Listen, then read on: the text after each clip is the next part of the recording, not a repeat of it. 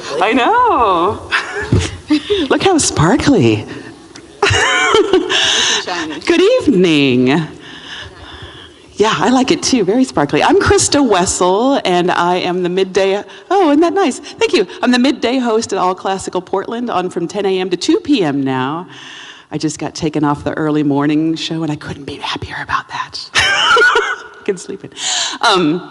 I am so thrilled whenever I get the opportunity to do these pre-concert talks with members of the Oregon Symphony, because it gives us the opportunity to really meet the people who are making this music for us. I find that they become less of a wash of tuxedos and more individuals. So I hope you'll allow me some leeway in this next 30 minutes to really get to know this fantastic human who's been with the Oregon Symphony for more than a dozen years, right?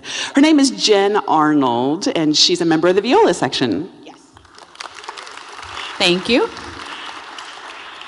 Have a number of you been coming to the Oregon Symphony for a dozen years or more? Have you seen Jen? Oh yeah, a number of hands going up. So we've seen you in all kinds of iterations of shoes, and outfits. Shoes and hair. And hair, exactly. You're like the resident style maven up there. I like to change it up.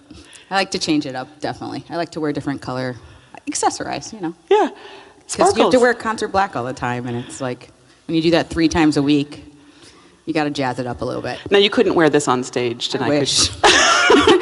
Please? No, I can't. Actually, for classicals, we're no longer allowed to wear bling, for a good reason, though, because people who sit up here tend to say that it's distracting. Yeah. The bling, and so we don't do that. But for pops, when they dim the lights, we can. You can put on sparkles? Yeah, we can, bling it up a And little shoes like that would never be. Well, not this color, but I could wear this in black. You can wear shiny black shoes? I can wear shiny black. Maybe I will tonight. I wonder, do all the men, I didn't intend to talk about this, but I bet all the men who have to wear tuxedos are relatively jealous of the women who have some degree of freedom. Oh yeah, there's actually a committee for dress code, because this is Are you kidding me? No, there's committees for everything. There's a committee for dress code because people feel differently about the dress code. And men in general, I would say, don't like tails. They're not comfortable to play in, especially if you have a stringed instrument, a violin or a viola, with the shoulder pads and things like that. So we're still wearing them like most orchestras, but anytime we can. I think the Rite of Spring concert last week was more black jackets, black shirts. Anytime they can wear a suit jacket or just a button down, they're a lot happier. They're ecstatic, I bet. Yeah, Yes, exactly. Yeah. It's also very hot in tails. Tails are very warm. Right. Yeah. I wore them for a Halloween concert this year. Here on stage? Yeah, we did a spooky Halloween concert, and I wore one of my colleagues' tails, and I was like, never again. I'm done. Well, it's good to know what they're going through, I suppose. Yes. You said a second ago there's a committee for everything. Does that mean a musicians committee, a staff committee? Mix. I am currently on the newly created Diversity, Equity, and Inclusion Committee that the Oregon Symphony has. In the past, I've been on the Orchestra Committee, which is kind of the managing, anytime contractual issues come up, those are our representatives. There's an actual negotiating committee, because I don't know if everyone knows this, but we're union members. Members of the local 99 American Federation of Musicians. Yeah, union strong. So we have contract negotiations, so we have a committee for that. We have an artistic advisory committee, which is my favorite committee, and it's become a stronger committee, which is we have a little more say in programming. When I say that, I mean we don't choose programming, but we have a say in programming, and artists and things like that. There's a marketing committee that I think has board members on it and musicians, along with the marketing staff. Yeah, a lot of committees. Yeah, there's a safety committee, because safety is very important, of course. Meaning like? Safety, where we talk about lighting, because not just lighting, sound levels, any issues that go on, like for shows, that just have to make sure everyone's safe. We had our first earthquake drill a couple years ago, which we were a little late because I had been here 12 years and we had one earthquake drill. But fire drill, we had the fire marshal, one of the representatives come in and talk to us. These things are important, right? So Wow. Those kind of things. Yeah. There must be meetings going on all the time. There are always meetings. Exactly. Always. So, Okay, yeah. so you've been in this orchestra, it's been more than a dozen years, right? Well, it's been 13, although last year I wasn't here. I was on sabbatical last year for a year, and so technically it's 13, but Got it's it. 12, really. Okay, so tell me about sabbatical. Myself, having come to the Symphony for a number of years, I'll notice that somebody will be gone for a year, then pop back, and I'm assuming there's a constant rotation of people taking sabbatical. Well, there isn't. Lately there has been. For a while, no one was taking a sabbatical. I think my early years here, maybe one person had taken a sabbatical. No, I would say 2 or 3 people had taken a sabbatical, and then I would say about 5 or 6 years, no one took a sabbatical. And then last year, 4 people took a sabbatical. Is there a which limit? Is the max. Oh, 4 people max? There's 4 guaranteed and 6 total. The other 2 people have to be approved by Carlos. But there's 4. I don't think we've never had 6, not that I've heard of. But 4 was the max, and that's a lot. Aaron Furby, our assistant concertmaster, was gone for a year. 2 violists, me and Martha Warrington, and Dolores Diego, who is now retired. So there were 4 of us last year. This year, I know there's at least 1, maybe 2. There's at least 1. Interesting. Yeah. So your sabbatical, you were gone a year after having played for 12 years. 12 years. 11 years. So what brought that on? What was it about? What did you do? We missed you. Thanks. Tell us about what happened last year. So for a while now, I have known, gosh, there's so many stories. So when I won this job in 2005, I'm not that old, 2005 or 2004, this was a huge goal of mine to be in a professional orchestra. I knew from a young age that I was only an orchestra person. I liked playing chamber music, but I didn't want that to be my full-time job. Orchestra, I love it. I love sitting in a big group. I love playing Beethoven symphonies a billion times. Beethoven 9, if we play it every year, I am very happy. Or Brahms my favorite. So tonight, I'm so excited. But things like that, I love playing in orchestra. And I love listening to the different colors and sounds. That said, it was a goal of mine, but it wasn't my only life goal. So I knew going into this job that I always said 10 and done. I'm still here, but I've been applying for other things. I would like to get into the artistic management side of orchestra life. And so that's what I spent my year building up my resume and doing, not playing much. I did not play a lot last year. Really? You went like a whole year without playing your viola? No, but I went months at times. Was that hard, or was it like, oh, so glad? No. I've been playing since I was 4, so it wasn't. Actually, it was nice. I like taking a break. It's actually very unusual for people to take a break. It's not like what we do, and it seems for some people when I told my colleague I didn't play my viola for months, they look at me like, what? But it was nice. Huh. I've been playing since I was 4. Right. Practicing every day. So for me, taking 2 months off was like, okay.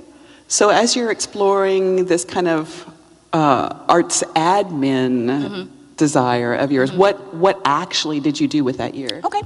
I worked for the Sphinx organization. I don't know if people have ever heard of the Sphinx organization, but they promote diversity in the arts, specifically classical music, but the arts. And I worked on their conference that they have. Actually, they have it coming up next weekend, Sphinx Connect, which brings together arts professionals, musicians, leaders, diversity experts, and they talk about how we can make classical music more diverse. They specifically are talking about Black and Latinos. In general, that's their aim, but just how to make it more equitable, inclusive, diverse. So that's what I worked. I worked for them for a year and they have many, many projects.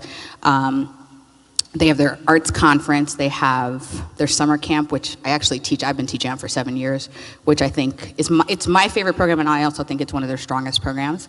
We take 32 students at 2 different campuses, so a total of 64, and we put them in chamber groups. And it's a free summer camp. Wow. Yeah, full tuition, wow. And they stay for 2 weeks, and they meet people from all over the country, and they play chamber music.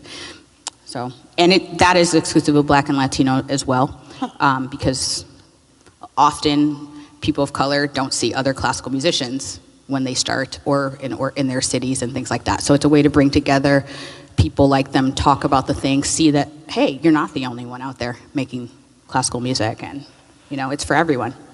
So when you talk about being passionate about pursuing a degree in some kind of arts management field, is this the specific topic that you're interested in working in, diversity, equity? Because you mentioned that you were on the Diversity, Equity, and Inclusion Committee here at the Oregon Symphony. Is this a big passion, passion for you? It's become a passion, for sure.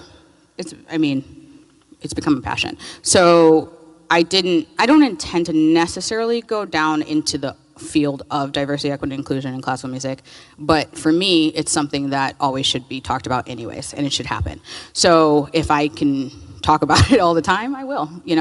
If I was on artistic for a while, if I can talk about that, I will. If, at this time, because this is a new committee, and in our orchestra, we have, in just terms of black people, we have three black people. We're starting to do the numbers, like a lot of organizations that are starting to so we're starting to do the numbers, that kind of thing. So I'm not the representative for black people. I'm the representative for musicians, and who happens to be a person of color. Yeah. So, yeah, and so I have an interesting perspective, Yeah, you do. So I share it. And I love how open you are about talking about this. My assumption is, knowing a lot of these musicians at this point, having been a resident of Portland, that you being a black musician in this very white orchestra is not a particular problem for you. There's no, I know that a lot of your best friends are in this orchestra. Yeah. Well, I will say, I don't think we're necessarily a very white orchestra. I think we're a diverse orchestra in many ways. Like I said, we're starting to do numbers, but we're not, we're a diverse orchestra. There are a lot of women in this orchestra, and a lot of women in the last couple years have gotten, I would say last decade, so I've been here, have been in the orchestra. We have a lot of Asian musicians, a lot of Latinx musicians, and all kinds of things. And that's just race and gender. We're not even talking about other things. So yeah, I think we're actually a pretty diverse orchestra, much more diverse than other orchestras, I would say, certain orchestras. I'm glad to hear you say that. Yeah, and we have a good age balance. Yeah. Things like that, Yeah. So. Good. Well, thank you for answering those questions. No problem. I appreciate No problem. it. Did I answer that whole question? Sorry. I think so. Okay. Yeah. Yeah. And we may have time at the end of this session to ask questions of Jen. I'm going to keep an eye on the watch. Because I like how open you are. When I met talk Jen, about anything. I told you that. It was obvious that she's willing to talk about anything. Anytime. Yeah. At length. Pretty much. And I love, too, how just a minute ago you said, oh, I love Brahms. I'm looking so forward to Brahms. Yes. Because it's been my experience, even when I was in college talking to long-tenured musicians, they got tired of Brahms. They got tired of Mozart Concerto. But you're... No. Yeah. I always say this. Actually, I'm a Twitter person. I love Twitter. And anytime these articles come out about... let's play more diverse, stop playing the classics, basically. I definitely agree with, we need to be commissioning composers. We need to change up our programming across classical music. I think we need to have definitely people of color being commissioned, and conductors and soloists. I think women, I think all, young American is a whole other issue. Americans actually being hired to play in American orchestra, not American orchestras, but to conduct or commission, that's a big thing here. We have a little bit of European envy. So in classical music in the US, so things like that, I'm all for that. But I will say, I still maintain, if Beethoven is boring to you, it's because something's wrong up here. I think Beethoven is never the same. And conductors, their job is to bring what's out on the page, but also to bring their ideas. And sometimes conductors have great ideas, and you love it, and sometimes they don't. But if it's boring, that means there were no ideas. And to me, that's just not fun, No, nobody wants to hear a boring symphony. So, yeah, I don't think I've ever played Beethoven 9 the same way, or Beethoven 5, or Beethoven Symphony 3 nights in a row. I'm not even talking about a weekend, It's supposed to be fresh, it's supposed to be live. So if it's boring, we're not doing something's coming off wrong. And same thing with this Brahms 1. We played it in Salem last night at Willamette University. I don't expect it to be like last night, and it shouldn't be, So, Love it. yeah. And you told me, too, that as far as your love of Brahms go... You can talk about my tattoo? She's got a Brahms tattoo. I knew that was coming out. Yeah, my very first tattoo. There's a great quintet by Brahms, piano quintet. I love that piece. It's my favorite chamber music work, and the names of the movements I got on my back, on a staff. Music nerd, what can I say? Whatever, yeah. I love it. Hey, I have a friend who has a huge Beethoven tattoo he got when he was having a nice weekend out, woke up the next day. Not everyone has the great tattoo laws that we have here. Here, you're not supposed to drink and get tattoos, right? You're not supposed to do that. In other states, they don't have those rules. And so he woke up with a huge Beethoven on his arm. Face? Oh, Beethoven's face is on his shoulder. And now he's in a professional orchestra he's a great father of some young kids, and he's gonna have to explain that one day. But I know the story, I know what happened. I know he was having a good time, and Beethoven showed up on his shoulder. I love how much you love music. Yeah. I love how much you love the arts. How did you Yeah. get like this? Tell me about how you came to this point. How did I love music? Well, my parents, like I said, I started when I was 4, and my parents were music lovers. My dad plays jazz piano. That's not his... My parents, I should say, were elementary school principals in Cleveland. I'm from Cleveland, Ohio, and they were in Cleveland Public Schools principals for a number of years. They're now retired. But my dad was always in a jazz band when I was growing up, which now that I'm older seems really cool that every weekend he played in clubs. But when I was younger, I was like, this is really weird. But it's awesome. He did it for 25 years. It's amazing. And my mom had played viola back in Cleveland when everybody had to play an instrument. It used to be in public school, 5th grade, everybody got an instrument, everybody sang in choir, that was the way it was. And my mom ended up being a decent violist, but it got her enough to get a full scholarship to college at Central State University, which is a black university, a black college in Ohio. And she ended up being a music ed major. She realized quickly that she wasn't strong enough necessarily on the viola, so she moved into general education. She had a passion for children and teaching, but they had a love of music. And when I was 3, my mother was reading in an Ohio teaching magazine about the Suzuki method, and she was interested in the method as a teacher because it's parent, teacher, child, and she thought, oh, wow, this is interesting. So I was her guinea pig. She took me to the Cleveland Institute of Music, which has, at the time, well, no, it still does, sorry. It has one of the strongest Suzuki programs. Dr. Suzuki was still alive when I started, so he used to come when I was a child, yeah. To Cleveland, he would, we would play in group classes and stuff. Actually, if anybody has ever seen the documentary Nurtured by Love, which is about Dr. Suzuki, I'm in there twice. Yeah, because it was CIM Cleveland Institute of Music did the documentary and filmed it and followed Dr. Suzuki around. So I'm in it as a small child. They took old footage, and then they did it, I think, in 93 or 94, because I was about 13 or 14. And so I'm in there as a middle school student as well, playing. But that's how I got into music, and I always knew it as fun. Suzuki, for me, was very fun as a child. My mom and I swear, are very close because of Suzuki, because she used to go to all my lessons, and she would take notebooks like crazy. Just notes, because she loved the educational aspect of it.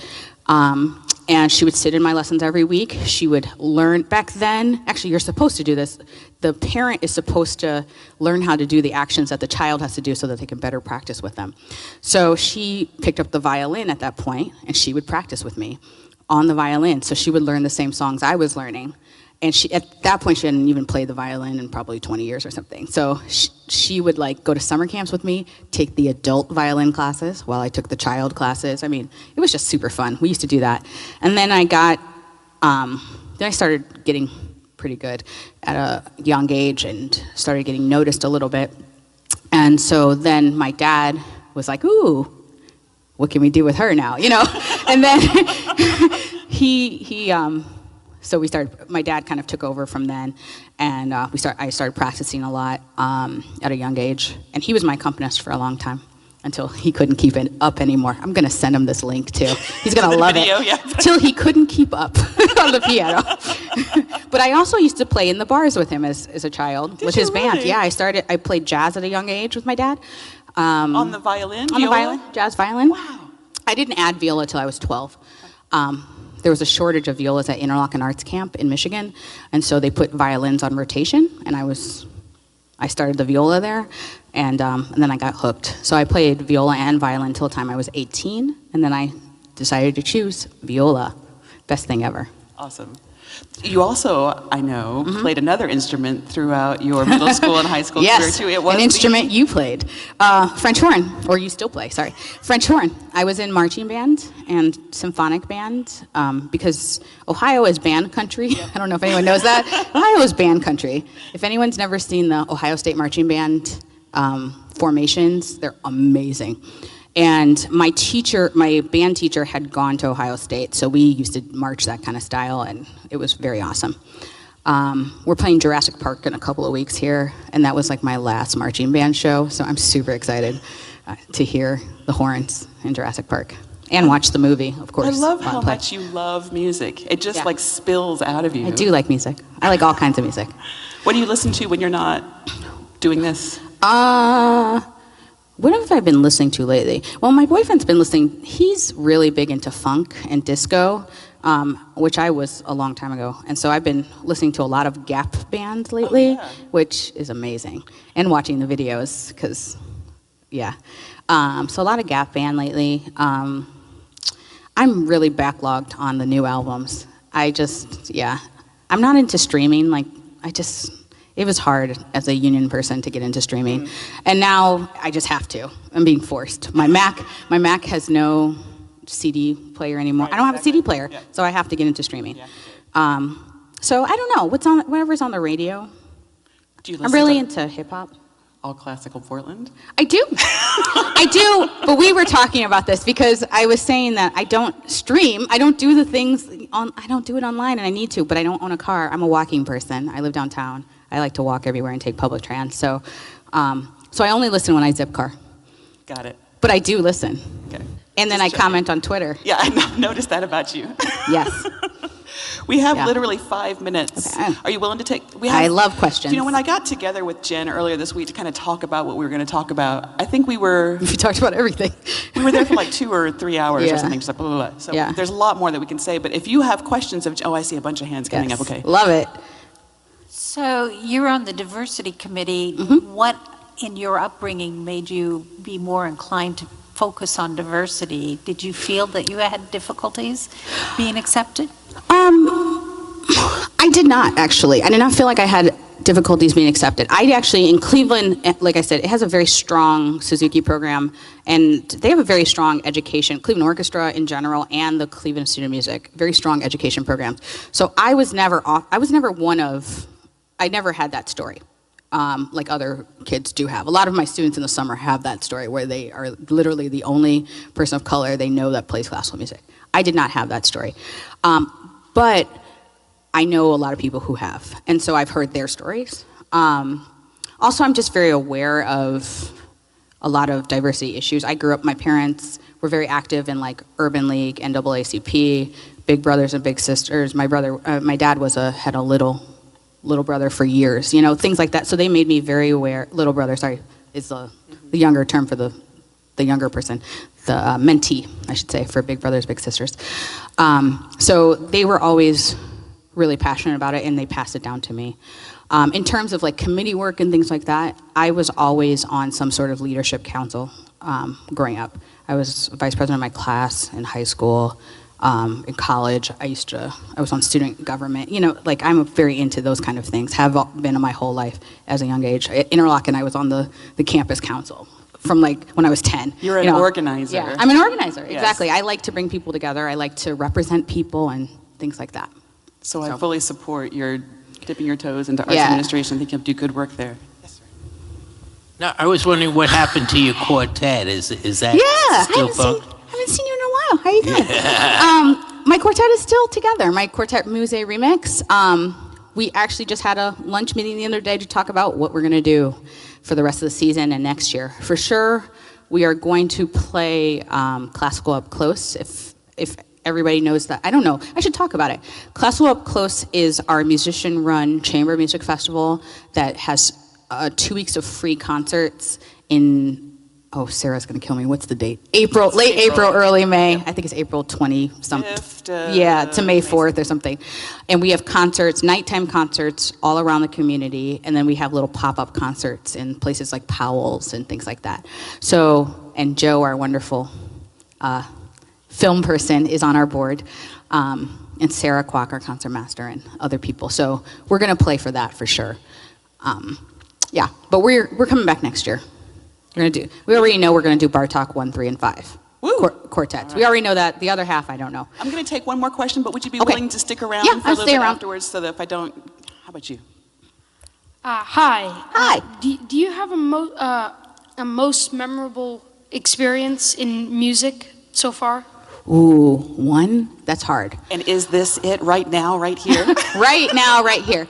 I have several, so I'll quickly talk about those. I remember one of my biggest ones is in 1999. I was chosen by Christoph von Dokyani. At that time, he was the music director of Cleveland Orchestra, to perform with the Cleveland Orchestra for their Martin Luther King concert. So I debuted a solo by a black composer, Adolphus Hailstork, piece for viola, 2 romances. So that was a highlight of mine. I was a senior in high school. For me, I spent several summers with this orchestra called the Youth Orchestra of the Americas that traveled through South America. And many of those concerts, just seeing the South American people embrace classical music in a different way. They pack houses like crazy. They stay for many encores. You know, like, we used to have 3-hour concerts. It was crazy. And we were a youth orchestra, you know? And I mean, there were several concerts. I mean, one sticks out in Peru, in Lima, Peru, where we had to give an additional concert because it was a free concert for the city. And so many people came and couldn't get into the hall that we had to give a second one because people were crying, honestly. People were just crying outside. And so they asked us if we'd do it, and we did it. And we were a youth orchestra. What else? And many of those people now play in the Boulevard Orchestra with Gustavo Dudamel, because he used to conduct the orchestra I was in, Youth Orchestra of America. So I think you could probably list another 5 minutes, but we have to wrap up so that the musicians can warm up. If you would be willing to stick around for a couple minutes to take more questions. If you have more questions of Jen, feel free to come down and don't just gently accost her, because she has to play a beautiful concert for us tonight. By the way, if any of these topics are something that you'd like to share with a friend, and this talk tonight has been videotaped and will be uploaded to the All Classical Portland website later on today, so feel free to head there and send the link on. Thank you for coming, and thank you for getting to know this wonderful violist and human, Jen Arnold. thank you.